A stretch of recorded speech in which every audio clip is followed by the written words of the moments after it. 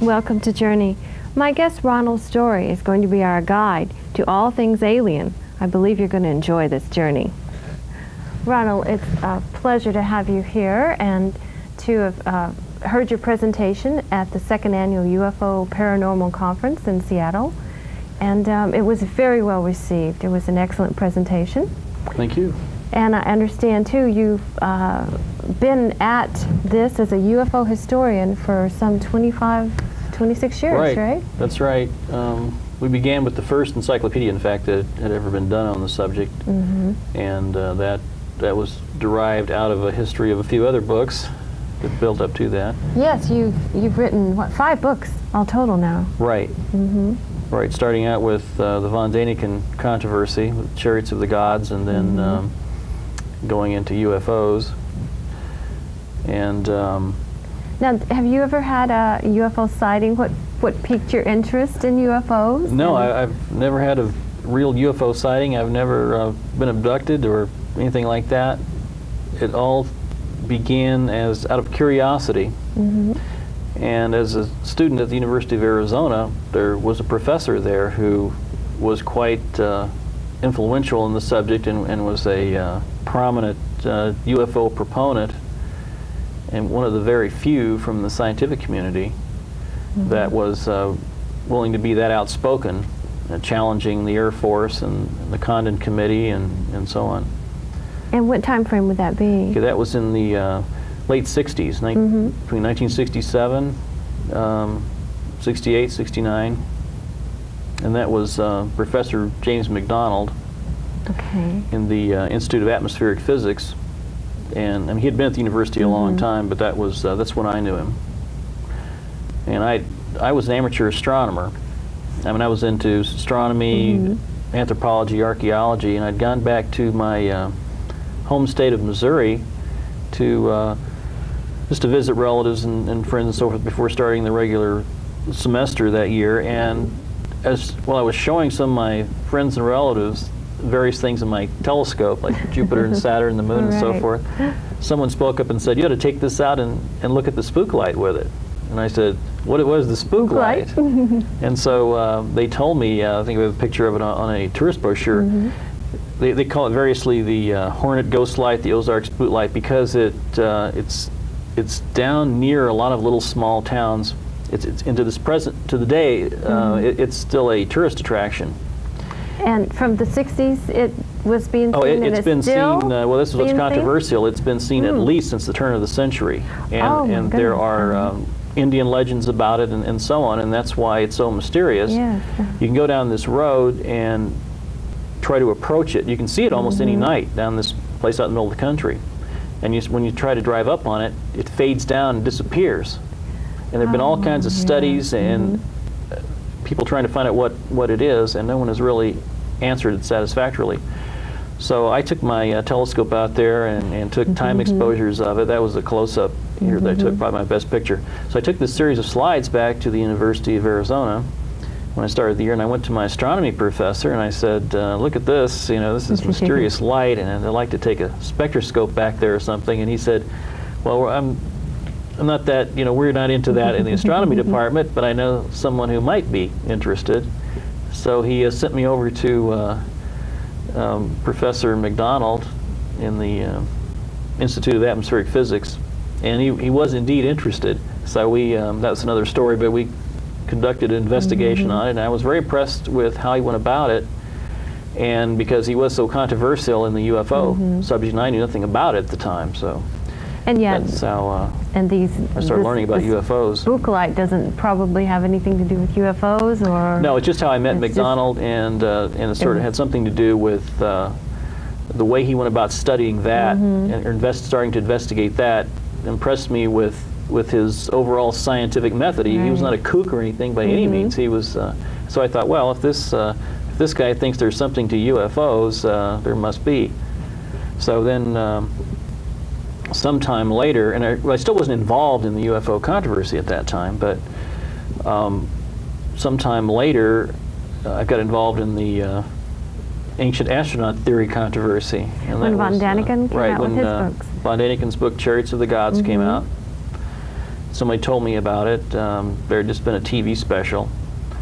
So, I mean, it was so popular, it's unbelievable. It was one of the best sellers of all time. And so I started investigating this just out of interest and finding some things that weren't quite right, I thought. And I had just a few years earlier had graduated in philosophy, but I'd studied a lot of anthropology and archaeology and astronomy, and these were the subjects involved in this book. So I started researching it, and it's a long story there, but many other people became involved, like astronomer Carl Sagan, who ended up writing the foreword to the book, and Thor Heyerdahl, known for Kon-Tiki. He wrote a section for it because Easter Island was involved, and that was something he was a specialist on. And many others, astronomers, archaeologists. And so starting out, I just thought I'd write an article or something, and then it turned into a book, and so I became kind of a nemesis to Eric von Däniken for a while. Did a follow-up book, a sequel, and The Space Gods Revealed. First, The Space Gods Revealed. That was the first book, and then Guardians of the Universe was the second book, and I started writing a little about UFOs in there. It was sort of a natural transition. I mean, because I started wondering more then about UFOs, and then actually it turned out then it became a writing assignment because my agent and an editor at Doubleday wanted to do a UFO reader. So they asked me to do that, and when I started getting involved in it, I thought, just throughout my own research, I thought, we really need an encyclopedia of this subject. And so that's really how that a good idea, right? Yeah, the A to Z of it. I like that whole way of just breezing through. When you know something, you go to B or C, or it's excellent, and it's such a good tool to put as a compilation and have people see the bulk of the material about UFOs. A lot of people are still wondering why we don't have more information about it, and yet that's a sizable book. Right, this is almost 700 pages, the new one. It's large. It looks physically smaller because of the trim size, but it's actually larger. There's 30,000 more words in the new book, and hundreds of illustrations that were not in the original. And like I say, this is the update of the original. And I thought there needed to be a standard source book, a common reference for people in the field and for the general public, anyone who wanted to have a library to hold in their hand, in one volume. And I like the way that you allow each one of them to sort of present their their part of it, instead of just documenting and saying, Jacques Vallée wrote these books on this subject. We have a little bit of his viewpoint in there, which is very well. Right, and this was that was an original concept also that's been maintained and even enhanced in the new book, because after I did the first one, there were some other encyclopedias, some were sort of imitators and went on. I think there have been half a dozen over the years, but they never adopted the same concept. It would be there's always one person writing all the entries, sort of their viewpoint. Yes, and so my idea was both of these have had over 100 contributors, and they are all of the leading authorities in the field. And each one has, there's a little of the bio on each of these people. Aside from all the entries on cases and theories and other features, there are also bios on these people, plus a position statement that they prepared especially for the book. That's what I like about it. Condensing their viewpoints. Right. So the idea is to have all viewpoints represented and have them represented by the experts as they want them represented, and then all the other basic information. Over the years now, since it has been quite a while since you've been working on this phenomenon or this, how has your viewpoint changed? That's a good question. And I'm still probably more mystified today than I was when I started. The mystery just grows. I don't have a final conclusion. I've become more skeptical at times than I was. I've become more of a proponent at times than I was. It's very difficult. To me, it's pure curiosity and a continuing search. And I think almost everyone who gets into this field thinks that they will find the answer or expect to find the answer soon. I know this is the way it was even when the Air Force got into it back in the 50s. And here we've had 50 years of not finding all the answers. Exactly. It's more mysterious now than ever was because there are even more ideas and theories that have come up, yet nothing, no consensus has been reached. And even the contributors, they've changed over the years as well. Some of them have, they've right. done their research. Exactly. I've been to talks where, you know, one year they're talking this line, and then, you know, a few years later they've totally switched their whole opinion. I think the whole interest in research opens up more questions. Absolutely. Right. That's exactly why it happens. And plus, you know, there have been many more cases. I mean, there have been many more sightings, there have been many more encounter cases, and especially since, well, they started in the encounter cases started mostly in the 60s, the abductions, and you've picked some of the best cases to share with us so that we can have some pictures of them and all. Right, and this evolved out of this, well, this was the last book I did before this new update of the encyclopedia, the UFOs and Limits of Science, and they're all, by the way, they're all out, those books are out of print. I mean, this is the new one that's available now, but they are, you can still find them, you know, in used, in searches on the internet for used copies and so forth, but this concept was first presented in UFOs and the Limits of Science, and I picked out the 10, what I thought were the 10 best cases, and this wasn't arbitrary. I started out with a survey of all the leading ufologists. Well, let's say I think there were 90 leading ufologists. Yeah, what makes a good case?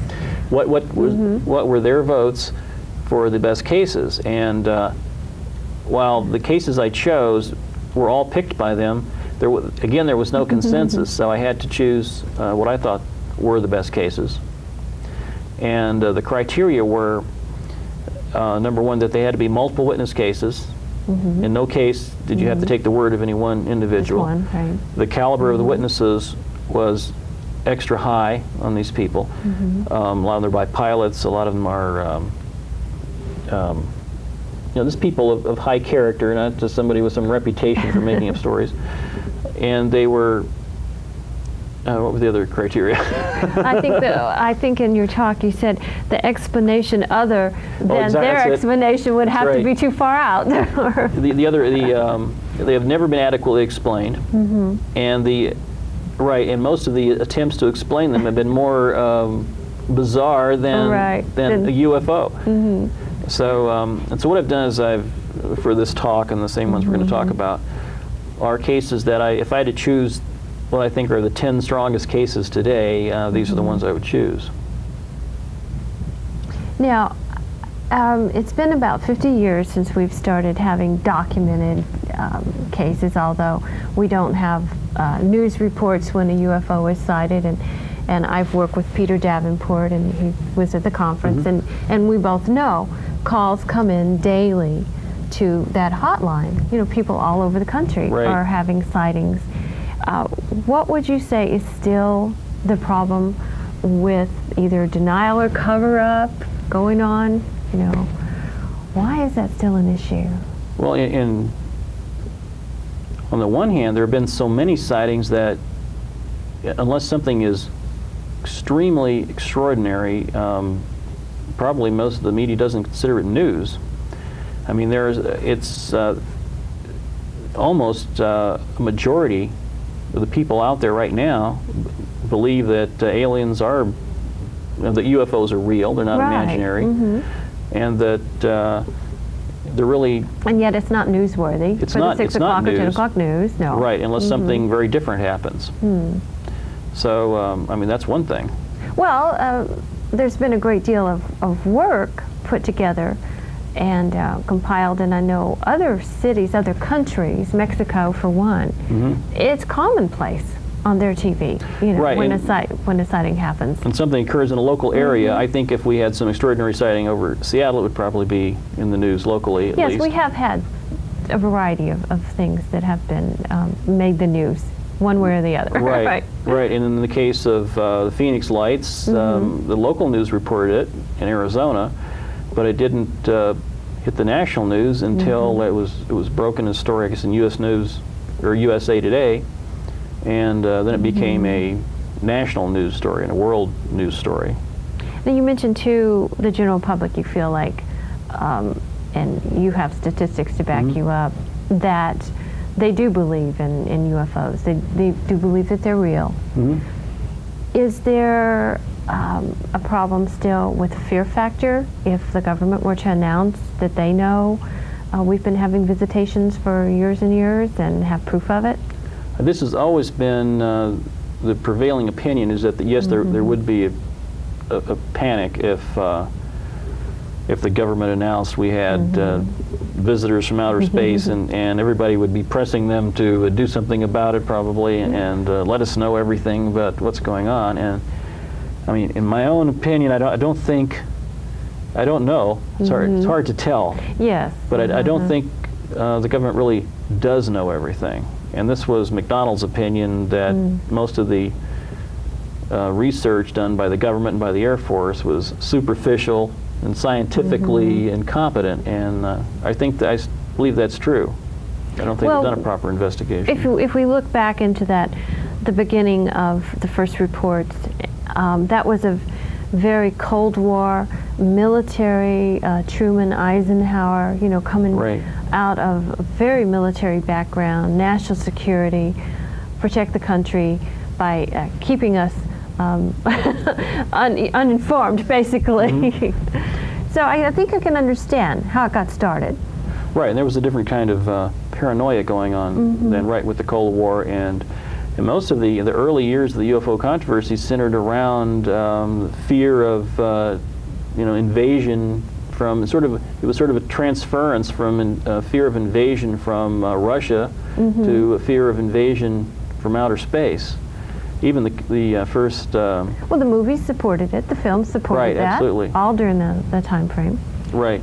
Even the first sighting by Kenneth Arnold over Mount Rainier. Kenneth Arnold thought, this was what his daughter told me later, which I didn't realize, and I had never read this in any of the published reports before then, that his thought was, when he saw these objects, was that they might be carrying atomic weapons. See, right, because that was the mentality at the time. Right, and most of the theories, prevailing theories about UFOs at the time, were that they were here because they were afraid that our use of atomic weapons would get out of control on the Earth, and it would be a problem for the solar system. I think that's a good point. It would be a problem for the solar system. And now that we're living with terrorism, and the next nuclear threat is even as prominent now, or more prominent than it was when we were kids. We remember diving under our desks for that drill. Right. There was the fear, they're hanging over our heads, of an atomic bomb going off. And now I think there's a huge fear factor going on with that. Right, and that's why I think ever since 9/11, I think differently about whether we would panic or not. Before, I would say no, I don't think we'd panic. I think many people, there are enough people that percentage of the population sort of take UFOs and possible visiting aliens as a matter of course, but I tend to think now that there would be a panic. Well, and I tend to wonder too, would there be any kind of intervention to keep us from blowing this planet apart? If we're going to affect the solar system, they have a technology, obviously, that they can travel around. There seems to be a lot of people that have worked in the military that I've had on my show too, and documented that back in those early 60s, when it looked like we could push the button and Russia could push the button and start firing missiles at each other, that sometimes very strange things happen with the computers or with the missiles themselves, and it appeared to be in a form of intervention. Well, I think if we do have alien visitors, I think it makes it would make sense that they would want to keep an eye on us. I think it also makes sense that they not necessarily make direct contact, because I don't think that may not be to their advantage. And however they're operating. One does have to wonder about the prime directive, right? Non-interference, yes. Well, let's look at some of the cases that you've compiled and brought for us. Now these are presented in chronological order, so the older ones are first. And the first one is not that far away either. Kenneth Arnold spotted UFOs in 1947 over Mount Rainier, and in 1950 we got one of the first good clear photographs of a UFO that has Again, all of these have lasted, have stood up they've the been test of time I was to just today. ask, they've been Right. analyzed, haven't they? They've all been analyzed thoroughly, and this is from McMinnville, Oregon.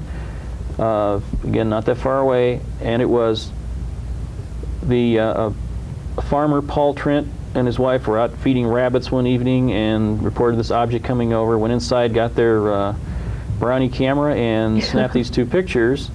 They've been investigated for now, it's been about 50 years, and no one has conclusively proven that they're a hoax. I mean, they've been enhanced, computer enhanced, and no one has been able to see any little wires sticking up from them or anything like they have on some of the others that have been hoaxes. This was analyzed in the University of Colorado Condon study and was considered at that time probably not a hoax, that it was probably genuine. Now, how many of all of the reports during that study were they able to not say as a hoax, or because there was a percentage, right? Right, at the end of the Condon study, and by the way, it was the Condon study that resulted in the closing of Project Blue Book, stating that there were UFOs were no threat to national security, and that science would not be advanced by further study of the UFO phenomenon, and yet they wound up with a 20% unexplained rate, which is totally inconsistent with their conclusions. The U.S. Air Force, after investigating UFOs from 1947 to 1969, investigated over 12,000 reports, something like 12,000 some odd hundred reports, came up with 5.5% unexplained. So then the Condon study, the newer study, still came up with 20% unexplained, and yet they closed all official investigations down. And yet, I mean, even if there was just one a flying saucer or object or something, that's all it takes, right? That is a great point, because you know, when I get into my skeptical mode and I start seeing a lot of cases that can be explained, and then I start wondering, and then I think out of all these hundreds of thousands of cases, millions, literally millions of sightings, who's to say, at least one of these isn't real, might be the real thing. And so that's really my whole thrust in all of this research, is just to say, keep an open mind, keep studying it, don't become complacent, don't be too extreme one way or the other, keep searching and trying to find out where the evidence will take us. The evidence is piling up around our ears by now. You can show us some more too. Right. The next one we have here is, this was an incredible case, and I think in many ways the best of all time.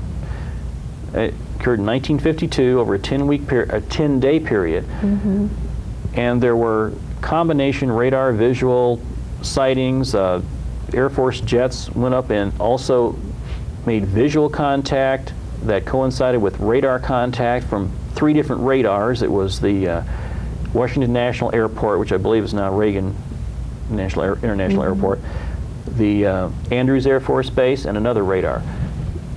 Detected these UFOs, like usually about 6 or 7 objects. And it was all over the newspapers back then, wasn't it? It was all over the newspapers, and Project Blue Book never explained it.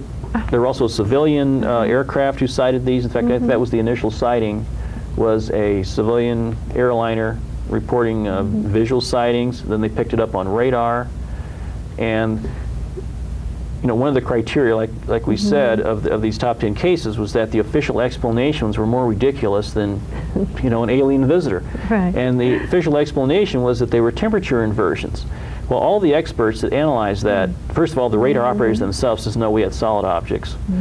The temperature inversions, according to all the experts, were way too low and insufficient to cause anything like these kind of radar images that they got. And over a 10-day span. Plus jets chasing lights that they actually saw. Okay. Yeah, over a 10-day span, they would come on and off, and it's never happened before or since. Oh, okay. So, I mean, very strange that this would happen at this particular time. They've had plenty of temperature inversions at other times. Never caused these effects. Why would this weak temperature inversion at this one time cause this? So this is a fantastic case, and even Edward Ruppelt, who was head of Project Blue Book for many years and wrote a book about it when he retired, wrote that this was an unexplained case. You know, we always want to say and to see that unidentified flying object landing on the White House lawn, right? Like in the Who's day to of the say Earth back then it didn't? But, you know, we haven't been told about it. It came very close. This was very close. And gee, it looked like someone was trying to definitely get our attention and you know, maybe did. make contact. Yeah. So again, but it didn't change the official No, it didn't line. change the official party line, did it? Exactly. So the next one, I think, is probably in the 60s, if I remember right. What case do we have? This was another good photographic case, which was witnessed by over 100 people on this ship that was part of the International Geophysical Year operation about 600 miles east of Rio de Janeiro, near the island of Trindade. And this was a professional photographer who happened to be on board for other reasons and snapped 4 pictures. And again, the entire series on all these classic photographs are all in my, or they're on the CD version of the new encyclopedia. This is just 2 samples. But this was a beautiful photographic case, and again, all kinds of witnesses, and it has never been, these photos have been analyzed. They've been original negatives, by the way, on both of these. The McMinnville and the Trindade Island cases the original negatives have been analyzed, in this case also by the Brazilian Navy. Thank you for joining me on this segment of Journey with Ronald Story. Join us again next week as we continue this story. And in the meantime, enjoy your journey.